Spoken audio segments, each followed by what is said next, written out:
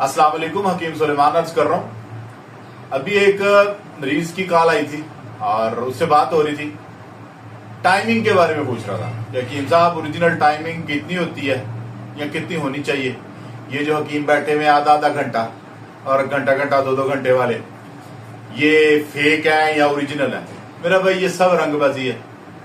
Natural timing इंसान की 1.5-2 minute 3 minute से ज्यादा नहीं हो सकती कभी भी। जितना मर्जी वो पहलवान है, जो मर्जी खा ले। इसकी एक सिंपल सी मैं मिसाल आपको देता हूं कि आपने उस सिचुएशन में आके अपना आधा घंटा या कुछ वक्त गुजारना है, मतलब झटके लगा के देखने हैं कि 1 मिनट में आप कितने झटके लगा सकते हैं। हमारा तजर्बा है 1 मिनट में 90 झटके लगते हैं। तो मेरा भाई 90 झटके एक बड़ा ही पहलवान आदमी या 100 झटका बड़ा पहलवान आदमी लगा सकता है। और हाँ, टाइमिंग सबसे ज्यादा होती है कुत्ते की। और दूसरी तरफ बात आती है साइज की, तो सबसे ज्यादा साइज होता है मेरा भाई गधे का। तो अगर आपका माइंड ऐसा है तो बहुत गलत माइंड है। पॉर्न मूवीज देख देख के ये माइंड सेट हुआ हुआ है, ये गलत है।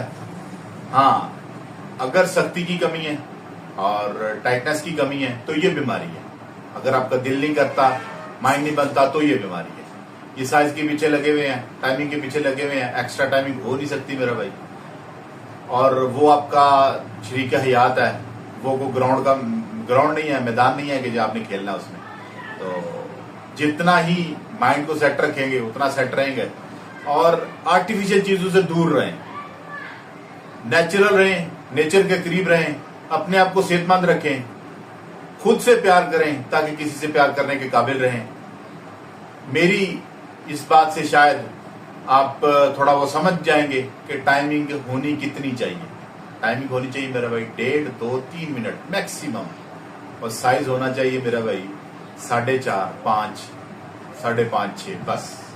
इससे ऊपर एक्स्ट्रा कभी कोई शाजो नजर होता है मेरा भाई। और सख्ती 100% होनी चाहिए और मजबूती होनी चाहिए।